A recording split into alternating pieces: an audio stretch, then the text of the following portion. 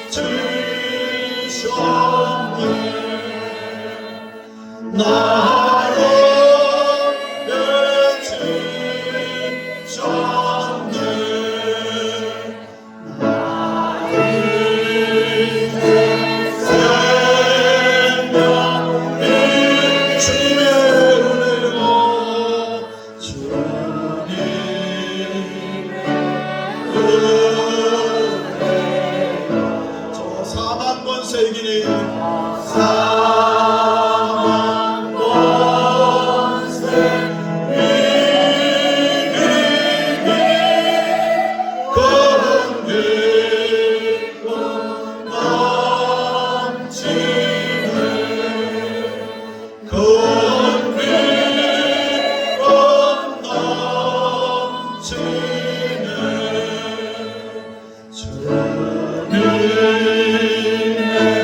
보좌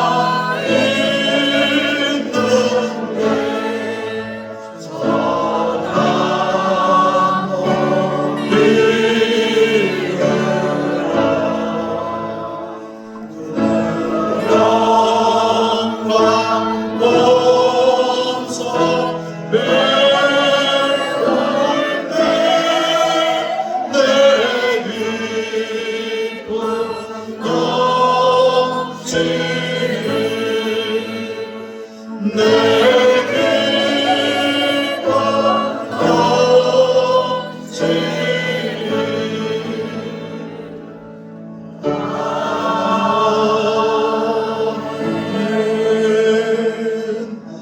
찬송가 되는 교동문 54번입니다. 시편 121편입니다.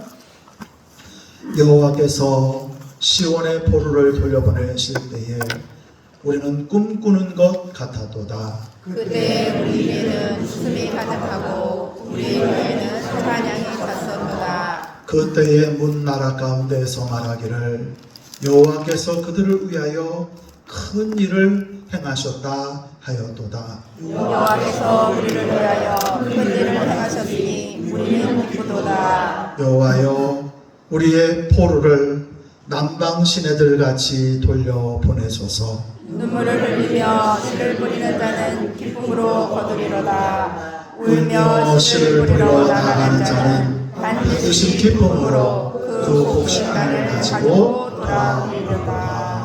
아멘. 아멘. 다 자리에 앉으시고 주님이 가르쳐준 기도로 함께 기도합니다. 하늘에 계신 우리 아버지여, 아버지의 이름을 거룩하게 하시며 아버지의 나라를 오게 하시며 아버지의 뜻이 하늘에서 같이 땅에서도 이루어지게 하소서. 오늘 우리에게 용할 것을 주시고 우리가 우리의 잘못한 사람을 용서해 주는 것 같이 우리의 죄를 용서해 주시고 우리를 시험에 빠지지 않게 하시고 악에서 구하소서. 나라와 공부와 영광이 영원히 아버지의 것입니다. 아멘.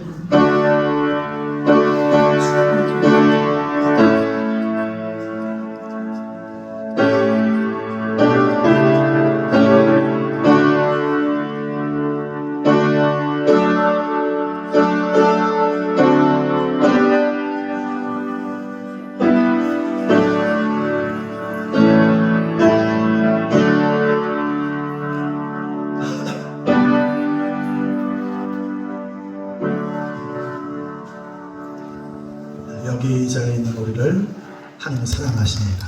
할렐루야. 우리 앞에 뒤에서 인사합시다. 하나님 당신을 사랑하십니다.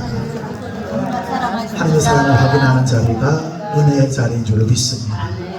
특별히 예배할 때마다 하나님의 사랑, 하나님의 관심이 나에게 있다는 사실을 기억하시기를 주의 이름으로 축원합니다. 돈이 좀 없어도 괜찮고요.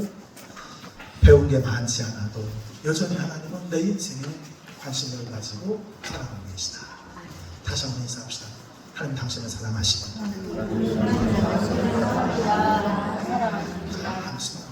감사합니다. 우리 하나님의 귀한 말씀 디모데후서 4장 6절 말씀으로 보도록 하겠습니다.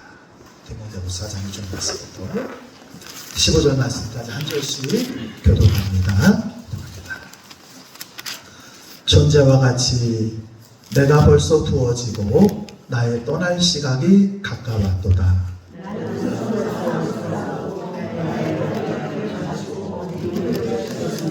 이제부터는 나를 위하여 의의 멸류관이 예비되었으므로 주 곧 의로우신 재판장이 그날에 내게 주실 것이며 내게만 아니라 주의 나타나심을 사모하는 모든 자에게 도니라. 너는 어서 속히 내게로 오라. 대만은 이 세상을 사랑하여 나를 버리고 데살로니가로 갔고 그레스게는 갈라디아로 디도는 달마디아로 갔고 누가만 나와 함께 되리라. 내가 올 때 아가를 데리고 오라. 그가 나의 일에 유익하리라. 도리고는 에베소로 보내었노라. 내가 올 때 내가 돈과 가구 집에 것을 가지고 오고 또 최근 특별히 가죽 쪽에 쓴 것을 가져오라.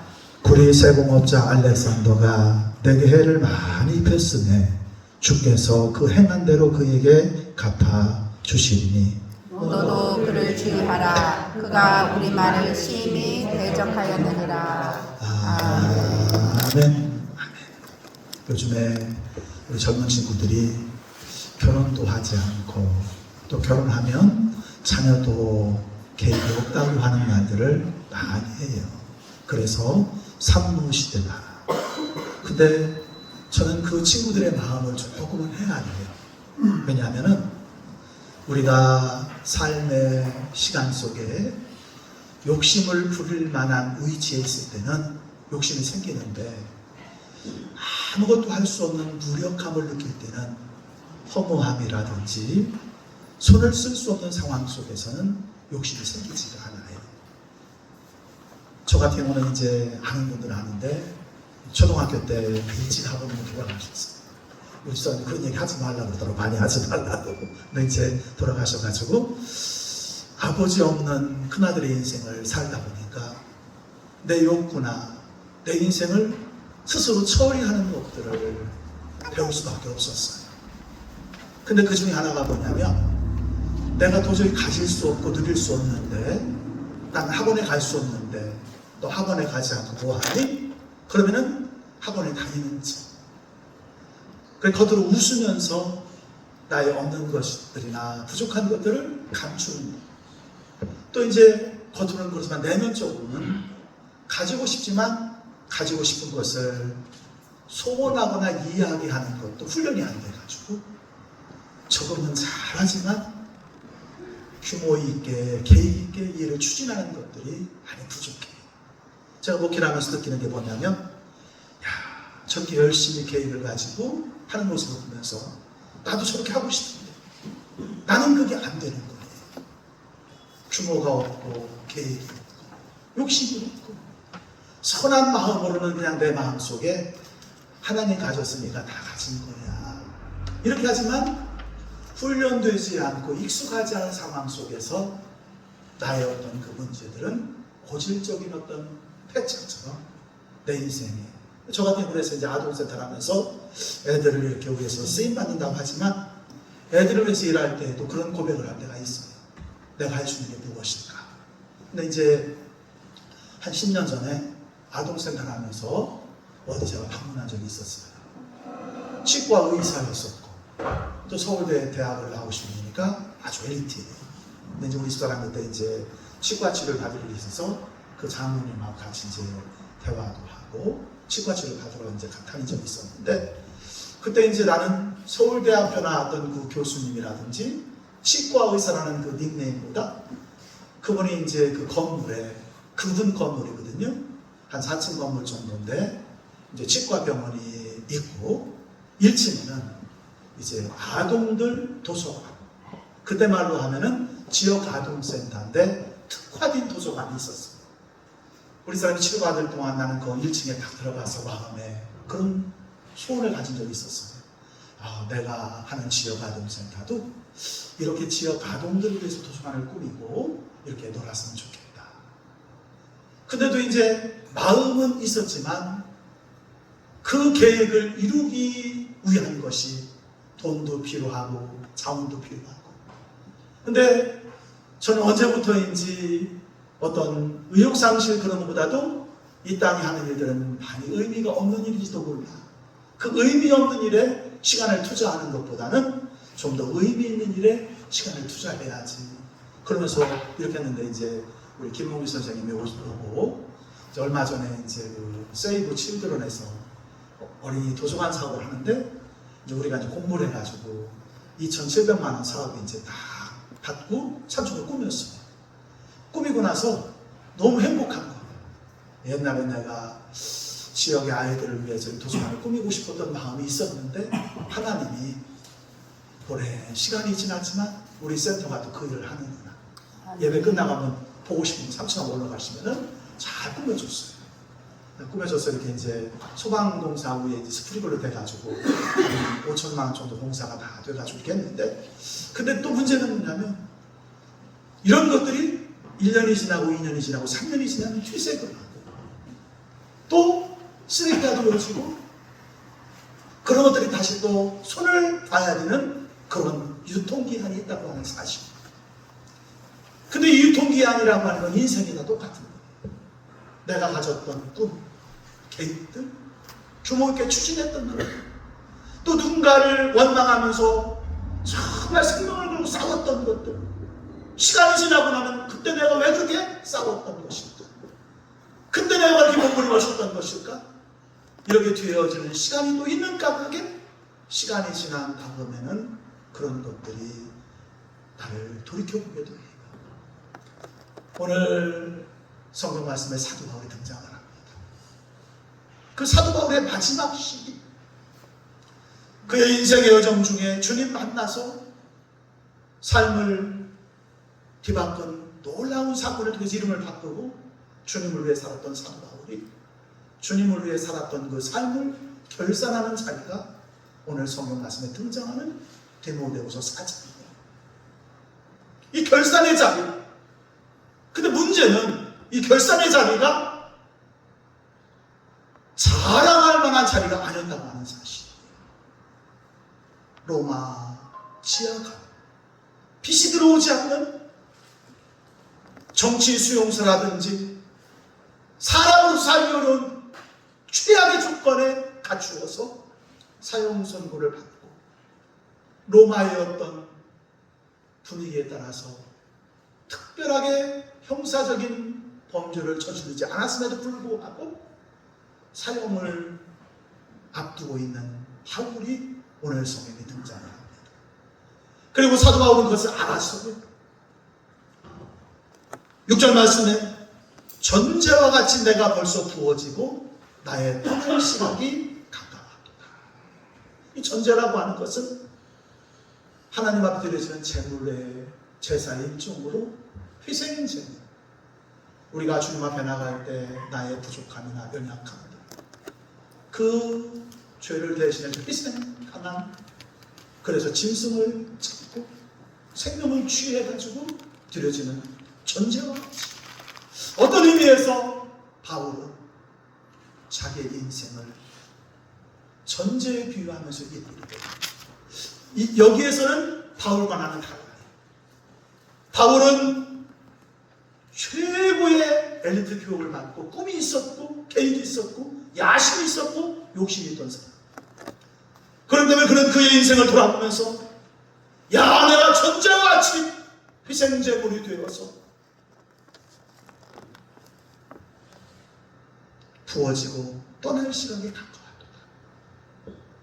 인생을 야심차게 살아갈 만한 여러 가지 조건들을 가졌던 바울이기 때문에 자기 자신을 전제를 이야기하면서 희생제물을 이야기하면서 나의 삶이 전제와 같이 부어지고 라고 하는 말을 사용했습니다. 포기한다고 하는 것은 쉬운 게 아니에요. 양보한다는 것은 쉬운 게 아니에요. 내가 가질 수 없는 것을 양보하는 것은 자연스러운 거지만 내가 가질 수 있는데 포기한다고 하는 것은 환경과의 싸움보다는 자기와의 싸움이에요.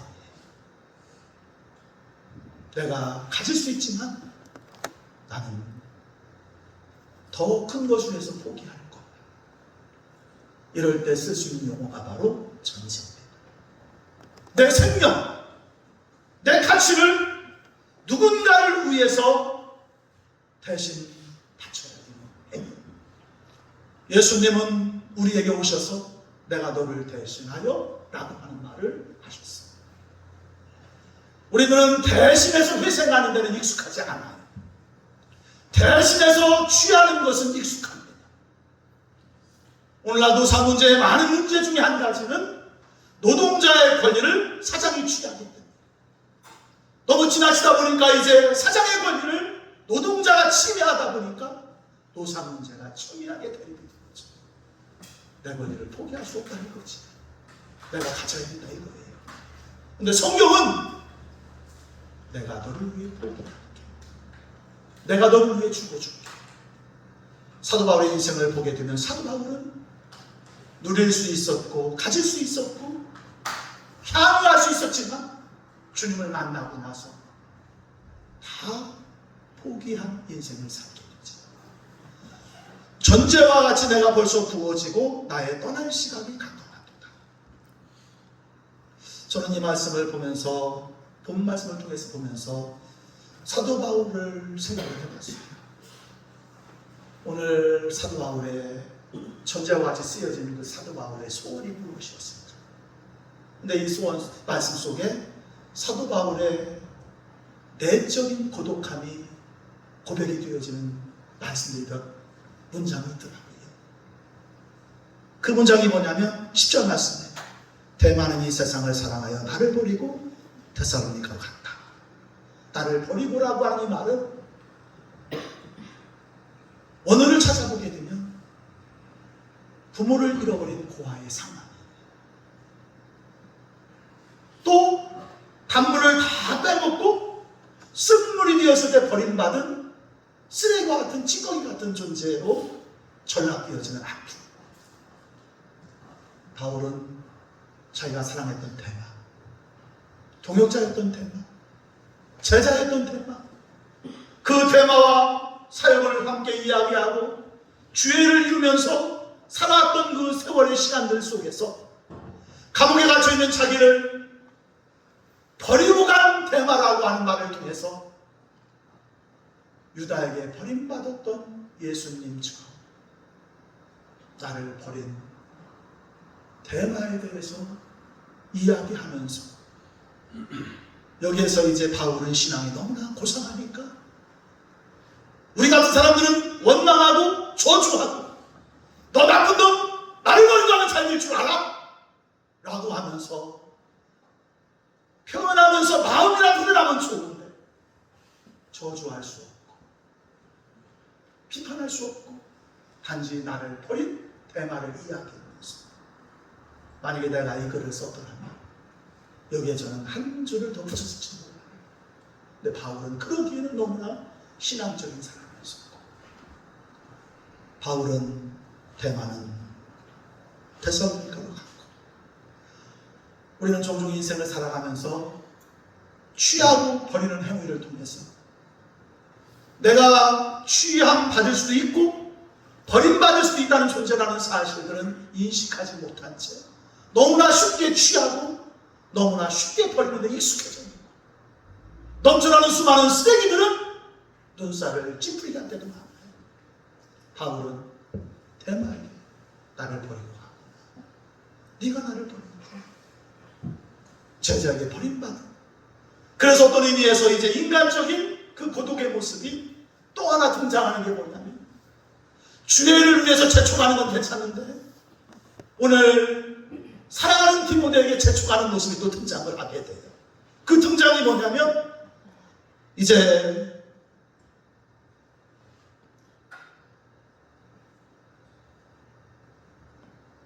11절 말씀 12절 말씀 쭉 보면 11절 같이 볼까요? 누가만 함께 있느니라 네가 올 때 마가를 데리고 오라. 그가 나에게 가니 나는 누가만 내 곁에 있고 그 다음에 올 때에 13절 말씀 시작. 네가 올 때 내가 들어와 아버지의 집에 있는 겉옷을 가지고 오고 또 제가 특별히 가죽 쪽에 쓴 것을 가져오라. 여기에서 겉옷을 가지고 오라고 하는 이 겉옷의 의미가 차디찬 감옥 안에서 몸으로 느껴지는 냉기, 그것을 조금이라도 많이 하기 위한 두꺼운 겉옷, 그 겉옷을 가지고 오라고 하면서 빨리 오라 하면서 만나길 원한다. 그런데 디모데가 당시 에베소 교회에서 목회하는 목회자였었어요. 오늘날도 목사님이 누군가를 만나러 간다.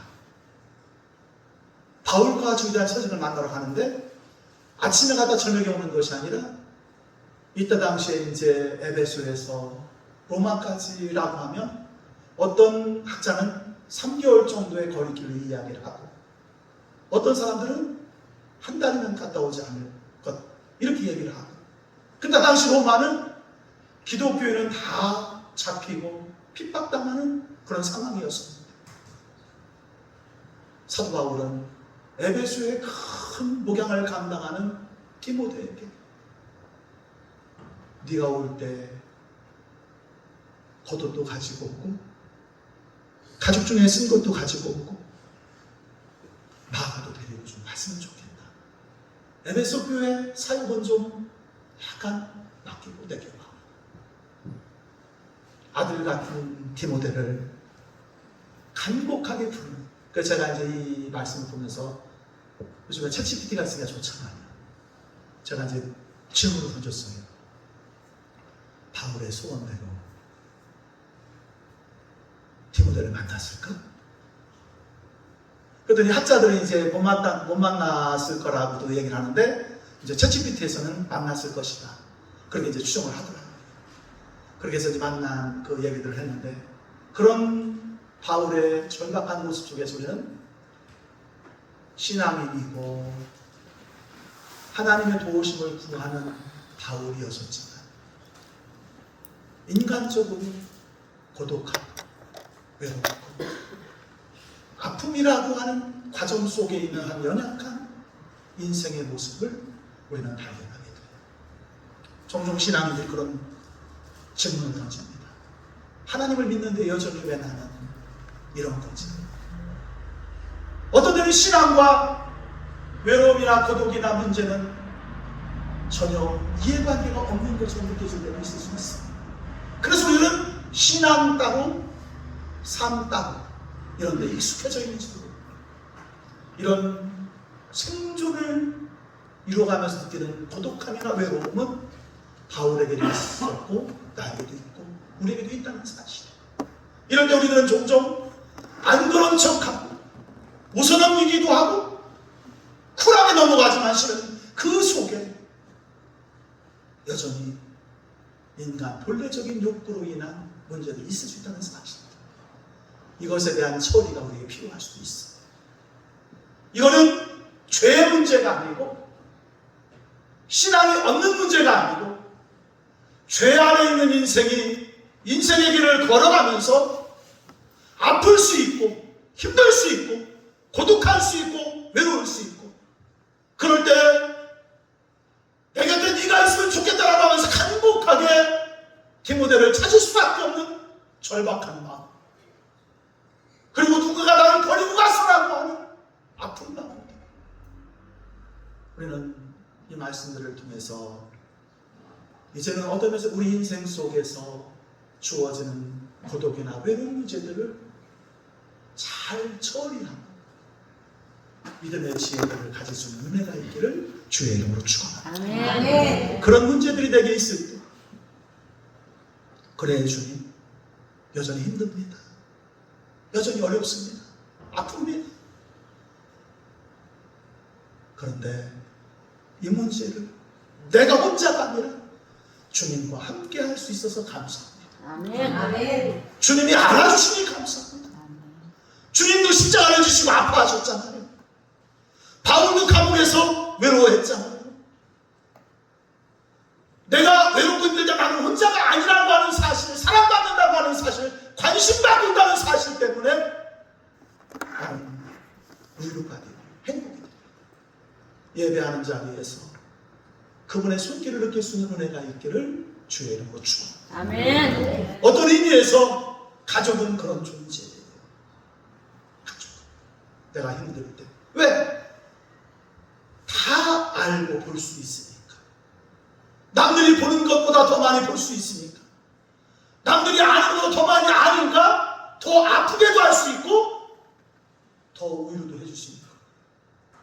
가정의 해체가 이루어지고 문제가 발생하면서 이 가족이라고 하는 속에 생겨지는 아픔들이 우리는 있는 것을 보게 돼요. 그런 말 하잖아요. 부부가 처음에 싸움을 하게 되면 국지잖아요.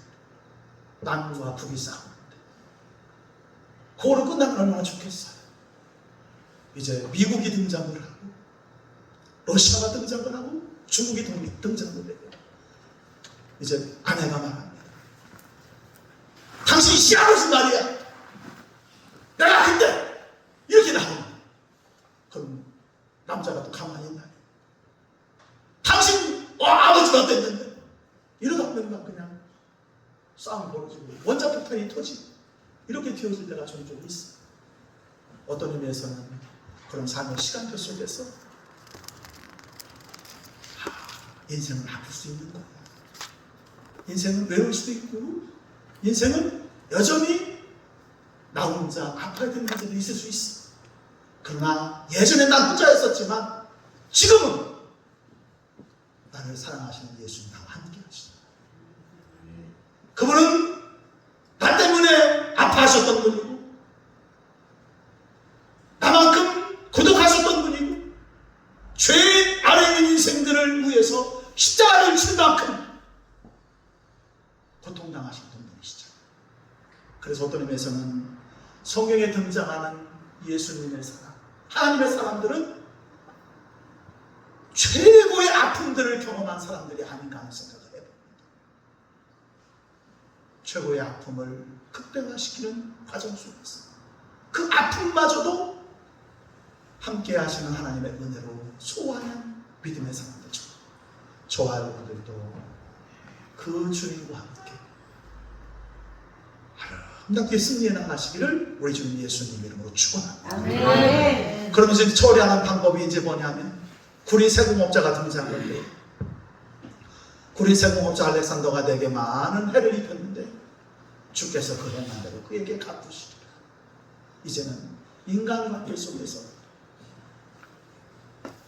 사람으로 인해 상처받은 그 문제 때문에 더 이상 아파하지 않고 힘들어하지 않고 주님께 맡깁니다. 그 믿음의 고백이 여기에 등장을 하게 되지. 제가 이 믿음의 길을 걸어가면서 정말 성공적인 그리스도의 삶은 무엇인가? 어떻게 사는 것이 정말 잘 사는 것인가?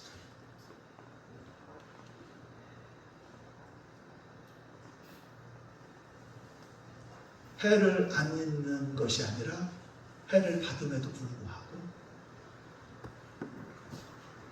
문제 없는 인생이 행복한 줄 믿습니다.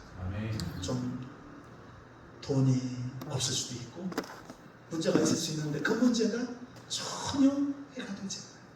하나님이 갚아줄 것이니까. 하나님 갚아주실 줄 믿습니다. 아멘. 하나님 책임지실 줄 믿습니다. 아멘. 이 땅에서 내가 누리지 못하면 천국에서 누릴 줄로 믿습니다. 아멘. 그래서 예수 믿는 사람들은 그런 고백을 하는 겁니다. 하나님, 이 땅에 돈 많이 있지만 나는 돈 그렇게 많이 필요 없어요. 왜? 천국에서 내가 행복할 거니까. 천국 못 갈 사람들한테 돈 많이 주세요, 하나님. 아멘? 이제 아멘 하려고. 하나님, 나는 괜찮아요. 주님이 있잖아. 막 성공을 꿈꾸고 막 하나님 성공하잖아. 괜찮아. 이 땅이 전부가 아니잖아. 주님 나에게는 저 하나님 나라에서 행복한, 그게 이제 사도 바울의 비전이에요. 볼까요? 7절 8절 말씀 볼까요? 시작. 나는 선한 싸움을 싸우고 나의 달려갈 길을 마치고 믿음을 지켰으니 이제 우리는 나를 위하여 의의 멸관이 예비되었으므로 주 곧 의로우신 재판장이 그날에 내게 주실 것이며 내게만 아니라 주의 나타나심을 사모하는 모든 자에게뿐이다. 제가 조금 전에 바울의 인간적인 고독이나 외로움에 대해서 이야기를 하고 그것이 말씀 속에 있는 것을 보았어요. 이거는 모든 인생들이 가질 수 있는 상대적인 고독. 돈이 많은 사람에 비해서 돈이 없는 사람은 돈 때문에 느끼는 고독이 나쁨 더 클 겁니다.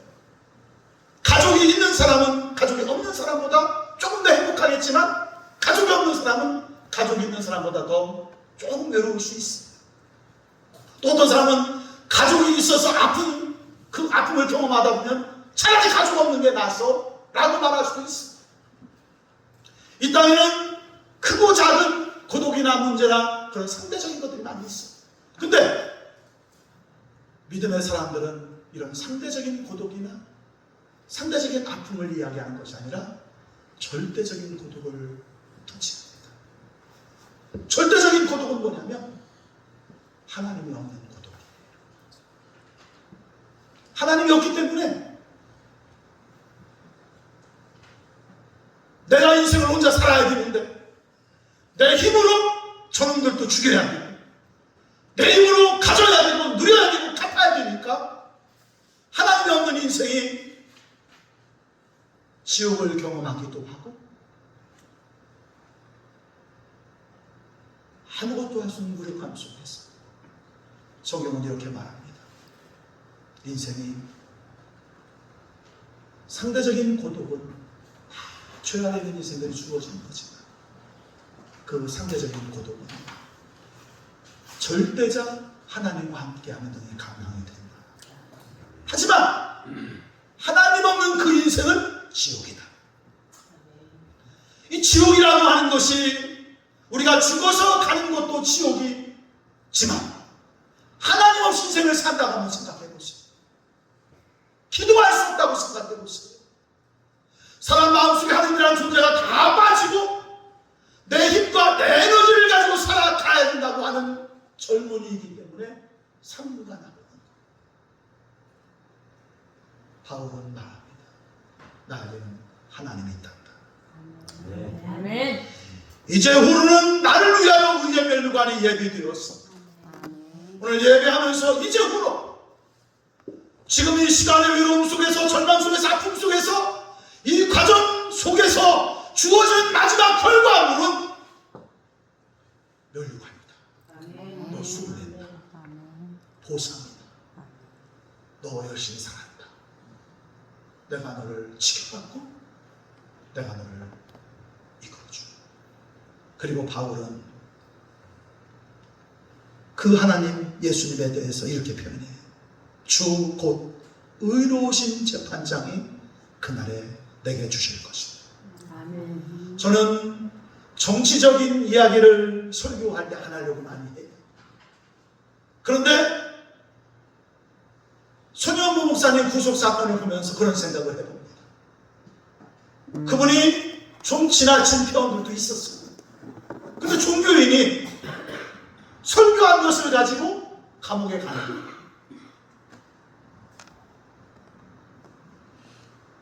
이것에 대해서는 정말 믿는 사람이든 안 믿는 사람이든 함께 합의해야 될 문제예요. 왜냐하면 그 시대의 지성, 시대의 가치, 다수를 결정한 다수 의견, 그것이 진리만은 아니거든요. 사람은 하나님의 존재로 지어졌고 하나님 말씀 속에 길이기 때문에 어떤 의미에서는 그 하나님 말씀이 우리의 이성을 침해하는 문제가 있을지라도 때로는 아멘하고 받아들이는 것이 비틀입니다. 그게 바로 교회와 선지자, 목회자의 가치. 나는 수련봉사님 설교를 하지 않지만 수련봉사님이 그렇게 느끼고 이야기했다면 하나님은 그 시대에 그 사람을 통해서 또 울림을 주기 위해 선포하게 하신 거라고 저는 생각을 합니다. 그런데 이제 바울은 오늘 말씀 속에 의로우신 재판장이라고 하는 얘기를 내가 왜 지하 감옥에 갇혔습니까? 나는 로마의 복음을 전하러 온 것인데 왜 내 인생의 마지막이 여기 지하 감옥에서 순교하는 것입니까? 가이사 주님, 우리의 주인은 가이사다. 근데 예수 믿는 사람들은 우리의 주님은 예수님이십니다. 우리의 주인은 하나님이십니다. 아멘. 가이사의 것은 가이사에게, 하나님의 것은 하나님에게. 바울은 당시 로마의 정권, 그 위에 있는 의로우신 재판장, 하나님을 분명하게 보라고 말씀하십니다. 오늘 저와 여러분이 믿음의 길을 걸어가면서 의로우신 재판장 되시는 하나님에 대한 믿음이 분명하시기를 주님 이름으로 축원합니다. 네. 의로우신 재판장이 그날 내게 주실 것이며 오늘 의로우신 재판장 되시는 하나님이 바울을 이끌어 주셨고 오늘 의로우신 재판장 되시는 하나님이 저와 여러분을 이끌어 주실 줄로 믿습니다. 아멘. 제가 사회복지를 하면서 그런 말을 늘 해요. 하나님 없이 복지하는 사람은 위선일 수 있다. 속일 수 있고 감출 수 있고 겉으로 그런 척 할 수 있지만 하나님이 있는 사람이 복지를 해야 되는 이유는 하나님이 내 안에 계시니까 내 삶을 통해서 조금이라도 하나님의 일을 이루어가기 위해서 내가 쓰인다. 그래서 사랑은 쏠릴 수 있어도 하나님 때문에 아프다. 하나님을 붙잡고 살아가면서 몸부림치는 믿음의 흔적이 있기 때문에 덜 썩어지고 덜 죄짓고 세상의 소금처럼. 그래서 어떤 사람들은 사회복지를 하면서 자기 의의를 드러내지만 우리들은 예수 이름을 드러내면서 오늘 바울이 그런 거지. 이 감옥에서 견딜 수 있는 것도 의로우신 재판장 때문입니다. 오늘 저와 여러분이 의로우신 재판장에 대한 확신이 있기를 주의 이름으로 축원합니다. 사람을 보고 사는 것이 아니고 세상을 보고 사는 것이 아니고 내가 있는 환경이 정말 외롭고 고독하지만 내 눈앞에는 의로우신 재판장 되시는 하나님이 계십니다. 그리고 이제 오늘은 그분이 나를 위해서, 누구를 위해서? 나를 위해서 의의 멸류관을 예비해 주시고 주의 나타내심을 사모하는 모든 자에게, 나뿐만 아니라 이 땅의 주님을 의지하고 주님의 신실하심을 기대한 모든 자들에게 나타나셔서 주시리라. 함께 하시리라. 인도해 주시리라. 이런 믿음의 고백이 분명한 것을 보게 돼요. 그리고 이제 또 제가 또 이 말씀 보면서 좀 묵상했던 한 가지가 뭐냐면, 데마가 세상을 사랑했어요. 그리고 이제 데마가 세상을 사랑했고 버렸어요. 근데 바울을 버린 거예요. 여기서 제가 이제 그럼 데마가 세상을 사랑해서 하나님을 버렸을까? 하나님을 버렸고, 이렇게 표현하는 게 더 좋을 수도 있어요. 사도 입장에서 나를 버리는 거는 예를 들어서 우리 교회를 떠나갈 수 있어요. 나를 배신할 수 있어요. 그러나 목사의 궁극적인 양보는 뭐냐면 나를 떠나가고 나를 배신하더라도 다른 교회로 가서 믿음 생활 하세요. 하나님 붙잡아야 됩니다.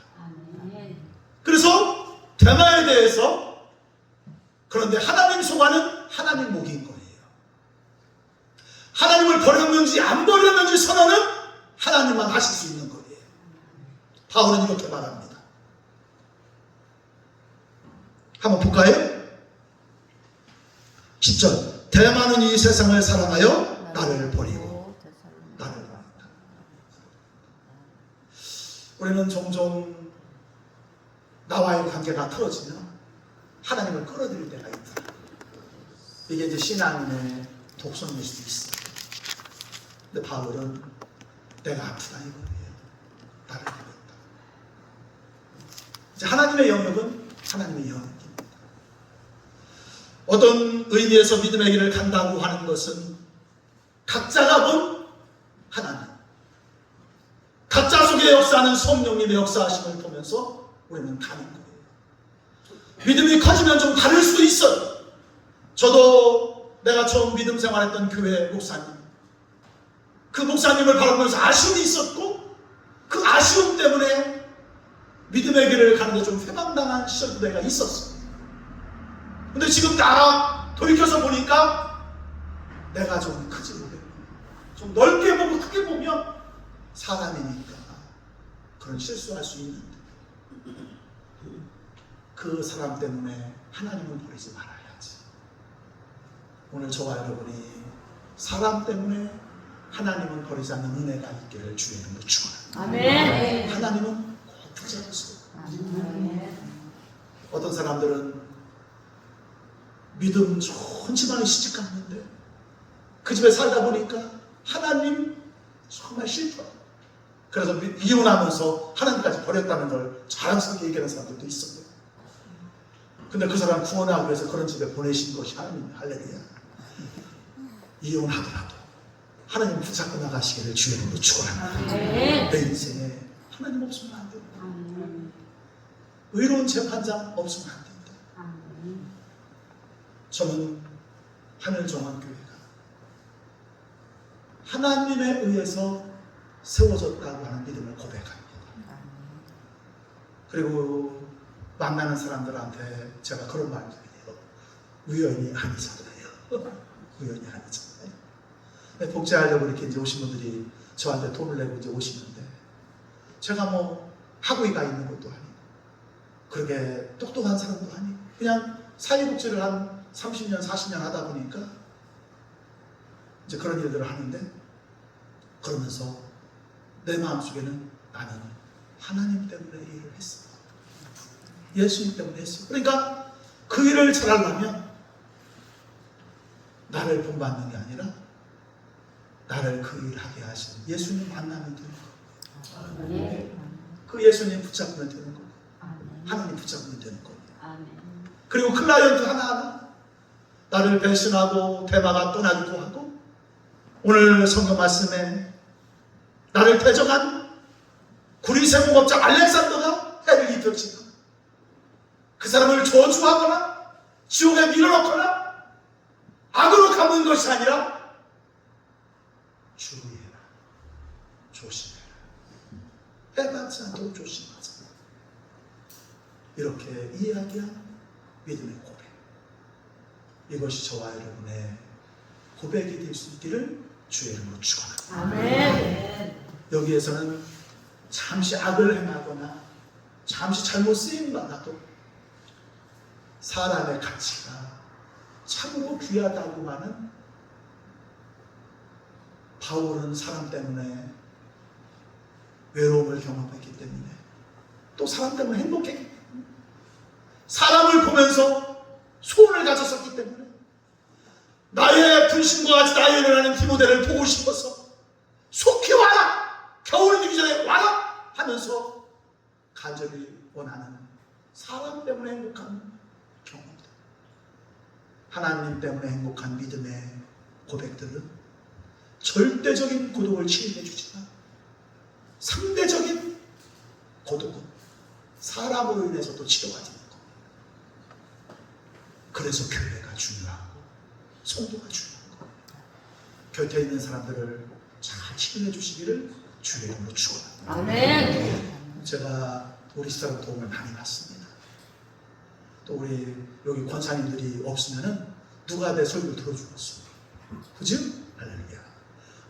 우리 옆서 인사 한번 합시다. 감사합니다. 감사합니다. 옆에 있는 사람을 보내가지고 그 사람이 내 믿음을 입증해 주는 거. 우리가 훗날에 주님 앞에 가면 나를 위해 기도했던 믿음의 공동체 사람들, 바울을 한 번도 보지 못했지만 그 바울 속에 있었던 예수님이 그를 통해서 말씀을 듣게 하고 은혜 받게 하고, 오늘 저와 여러분이 하나님의 교회의 일원으로 그런 은혜들을 이루면서 살아가고 내게 맡겨주신 일들을 잘 감당하시기를 주의 이름으로 축원합니다. 아멘. 제가 이제 마지막으로 하나 좀 다루고 싶은 게 뭐냐면, 바울은 겸직자였어요. 텐트 메이커였어요. 텐트 메이커. 그렇지? 텐트 치는 일을 하면서 살고 있는 사람. 이제 주의 일을 하면서 겸직을 한다라고 하는 것이 예전에는 좀 덜 거룩한 일 같았어요. 주의 일만 해야지 먹고 살려고 뭘 해? 근데 이제 그 먹고 살려고 하는 그 일이 내가 볼 때 가장 좋은 직업이 사회복지사예요. 사회복지사. 이거 사회복지사 만나는 일들이 주의 일이니까 난 그래서 이 목사들이 사회복지사 겸직을 하면 너무 좋겠다는 생각이 듭니다. 근데 이제 겸직이 텐트 메이커였었는데, 왜 제가 이 텐트 얘기를 하냐면 오늘 말씀 속에 텐트 용어만 등장하는 또 용어가 있어요.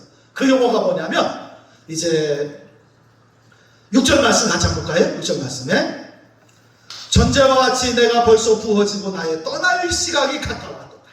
이 떠날 시각이라고 하는 그 얘기가 전투 용어예요.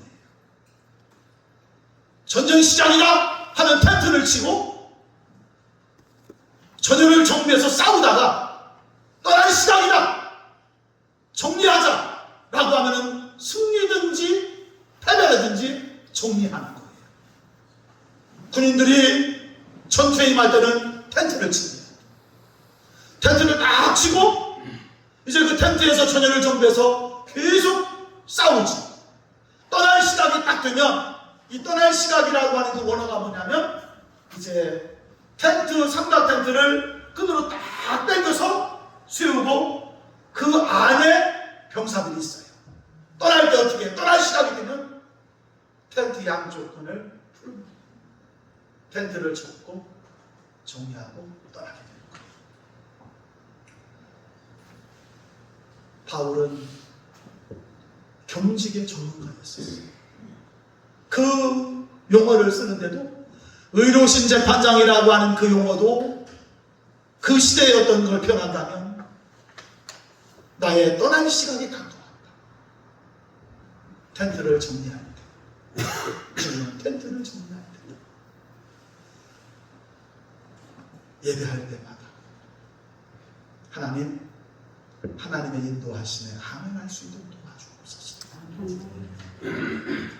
주님이 원하시는 곳에 서게 하시고 원하시는 곳을 다가오게 하시고, 그래서 어떤 의미에서 사역은 건물로 이루어지는 것이 아니라 사람으로 이루어지는 거고, 그 사람은 다양성의 세계 속에서 다양하게 그 사역을 펼쳐가는 거예요. 저와 여러분이 하나님 안에서 그 은혜들을 경험하고 나와 같이 아픈 사람들을 어루만질 수 있는 하나님의 사람이 되시기를 주의 이름으로 축원합니다. 제가 신학을 공부하고 주회를 감당할 때 내 곁에 한부모 아이들이 많이 있었습니다. 지금도 한부모 아이들이 센터에 많이 있어요. 이거는 내 경험이, 내게 주셨던 삶의 분량들이 내 인생에 녹아져가지고 그들을 클라이언트로 이해하고 안아주고 이끌어가는 삶의 삶입니다. 오늘 저와 여러분이 삶의 자리에서 은혜는 나만을 위한 것이 아니라 나에게 이 은혜를 주셔서 나와 같은 사람에게 나누게 하시는 은혜들을 보시기를 주의 이름으로 축원합니다. 아프면 아픈 대로, 어려우면 어려운 대로 내게 주신 은혜를 나누며 살아갈 때 나를 통해서 하나님은 또 행복해 하시고 의로 받으실 줄 믿습니다. 아멘. 우리 들은 말씀 기억하면서 우리 찬양해요. 찬송가 430장, 찬송가 430장 가사를 생각하시면서 인생을 살아가면서 주님의 은혜가 아니면 안 된다. 때로는 힘들고 어렵지만, 권고하지만 주님과 함께 잘 살아가면서 행복을 노래하게 하시옵소서. 우리 가사를 생각하면서 찬양합시다.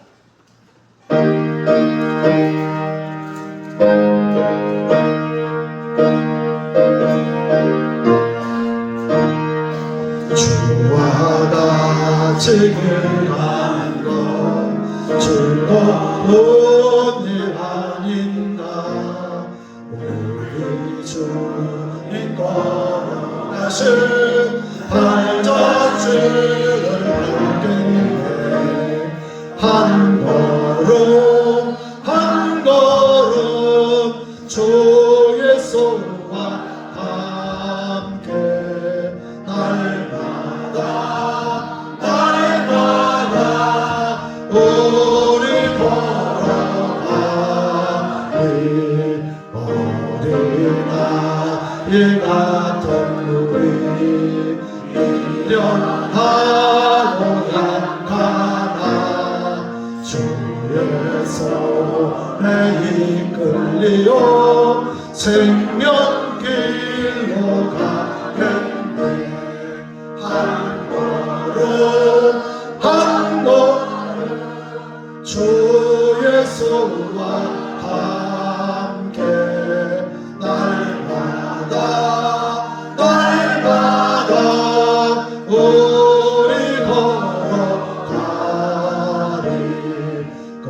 지피 눈을 바라 험한 골짜기라도 주 나를 또한 힘들어 주와 같이 가겠네 한 걸음 한 걸음 주의 손과 함께 날마다 우리 걸어가리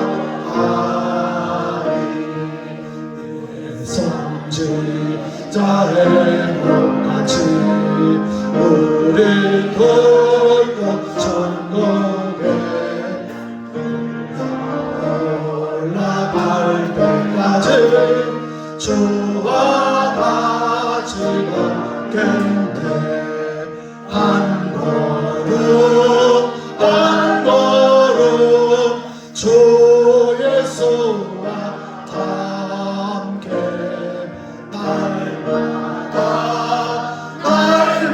날마다 우리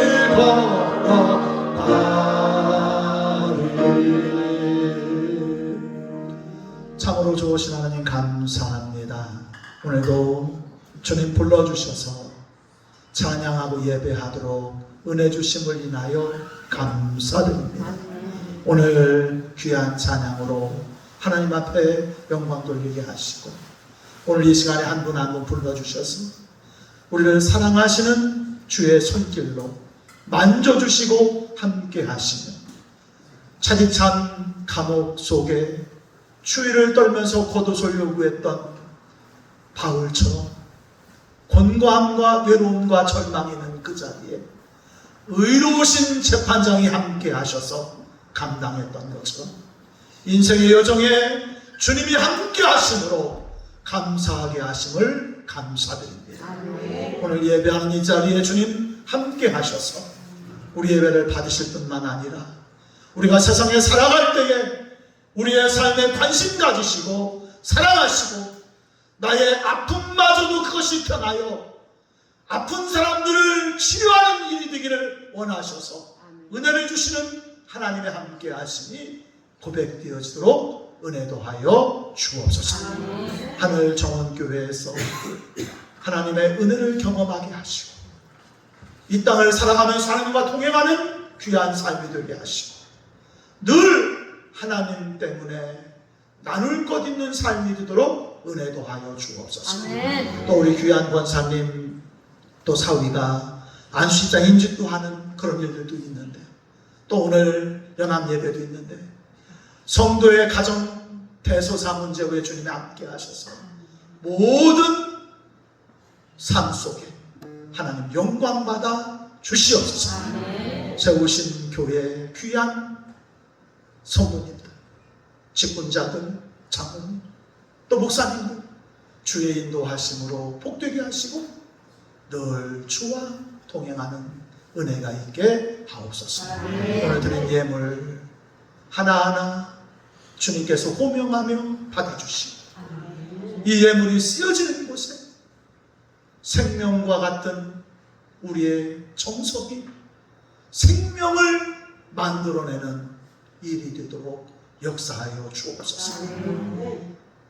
오늘도 우리가 귀하게 쓰임받는 자리에 동참할 수 있음을 은혜 주심을 감사드립니다. 이 일에 늘 쓰임받을 수 있도록 건강의 복 주시고 물질의 복 주시고 무엇보다도 믿음의 분량을 키워주셔서 하나님의 뜻이 하늘에서 이루어지는 것을 땅에서도 이루기를 소원하면서 살아가는 믿음의 사람들 될 수 있도록 함께하여 주옵소서. 이제는 성부 하나님의 은혜와 성자 예수님의 함께 하심과 성령님의 감화 감동 내주 충만하시고 오늘 모여 예배한 사랑하는 성도들과 저들의 기도 제목과 세우신 하늘정원교회에 의해 이제부터 영원히 함께 하시기를 간절히 축원하며 기도 올리옵나이다. 아멘. 아멘.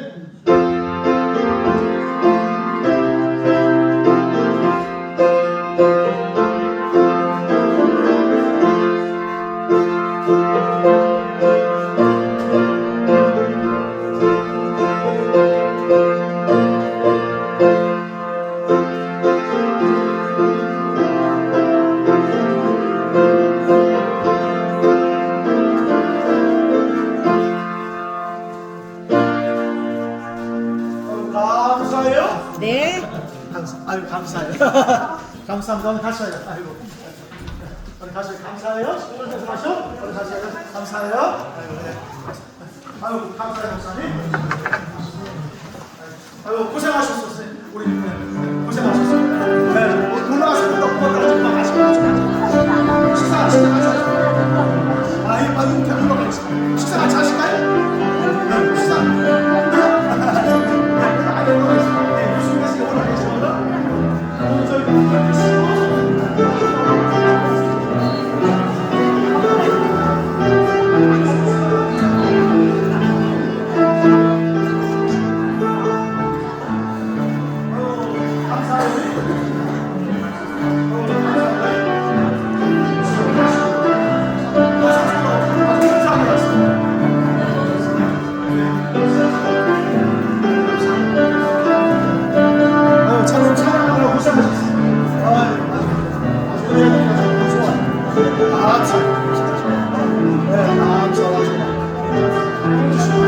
이따가 저희 목사님 기도 받으시고 기도해 주시고